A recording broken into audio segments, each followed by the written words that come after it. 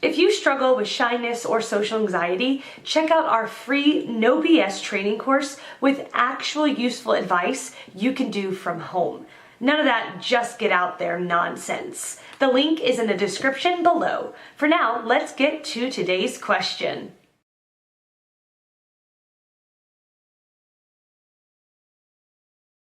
While not all shy people have low self-esteem, shyness is usually seen as a symptom of fear or lack of self-confidence. When you're shy, it usually means that you're self-conscious and maybe even worried about what other people think about you. Occasional shyness is normal, but when it becomes a habit, it can be detrimental to your progress in life, work, and love. This post probably explains it better. 4 ways to overcome shyness in 14 days. Moldita. Because of the connection between shyness and self-esteem, building your self-esteem step by step can help you overcome your shyness. There are several things you can do to boost your self-esteem, whether you're suffering from depression or you're just having a bad day. Make an inventory of things that you like about yourself. Do this as often as necessary. You can write anything, from simple things such as your ability to whistle, or more complex things such as your strength of character. It doesn't mean that you should ignore your weaknesses and pretend that they don't exist. You just have to accept yourself for who you are. Don't include things such as financial success, the admiration of your peers, or the way you look.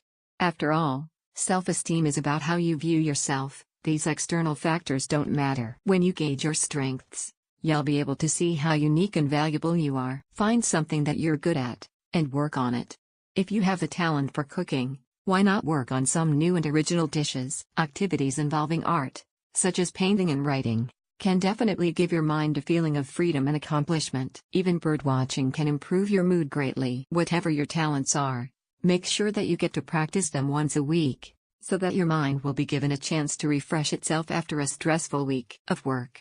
Only recall good, happy, and exciting memories. Whenever you're sitting down to think, make sure that you actively call out happy memories. This is because when you start thinking negatively, an entire swarm of negative feelings and memories will come right at you. Don't waste your time with negativity. Think only of the good things you experienced, the great people you encountered, and even funny jokes you heard. Volunteer your time to the community or work with outreach programs. Being in a team that helps others allows you to think beyond yourself. Keep yourself busy by interacting with other people and learning from them. You'll find that most people are very much like you. They all want to be surrounded by their loved ones. They have their own fears, and they also deal with feelings of inadequacy. When you realize that other people are just like you, you'll see that there is nothing to fear in social situations. By conquering any feelings of low self-esteem, you will realize that you are deserving of love, admiration, and respect. When you realize this, you will also be able to conquer your shyness during social situations. I personally don't think it's related to lack of self-confidence. This can be the case for many out there, but in general it is not. Let me explain in detail. A person who lacks confidence is gonna be shy for sure and won't share his/her opinions because they think their opinions won't matter or they are not sure of themselves and their thoughts. Whereas, when it comes to shyness, lack of confidence may not be the reason behind their shyness. Some people genuinely like to be quiet and love their own company. Their own company in their alone time is their peace and love and won't compromise it for the world. And people who spend time with themselves, love themselves and have lots of confidence when spoken to them. It's just that they enjoy their alone time better than their social engagements. To conclude this, there are many state of minds that a person can have. They all vary according to the individual. There is shyness, lack of confidence, and a person can be just introvert. They all are related to each other, but it is not compulsory that a shy people have less confidence or a person who talks to every is always high on confidence. There is a famous saying which explains what I meant to say with this answer. Hope this helps. Absolutely not.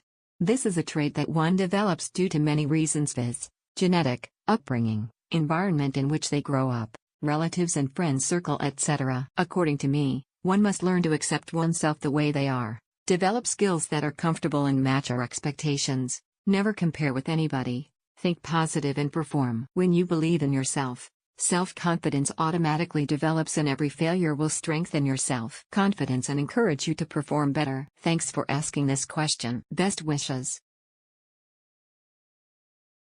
If you are under 2022, then probably yes.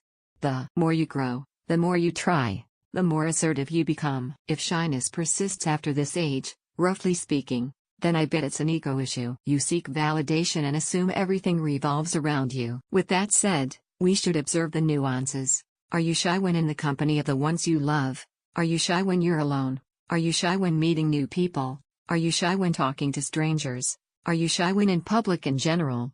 These are some questions that will help you identify the spectrum of your temperament and thus helping you focus on tackling the problematic areas. If you are still struggling with shyness, then I suggest this manifestation of life.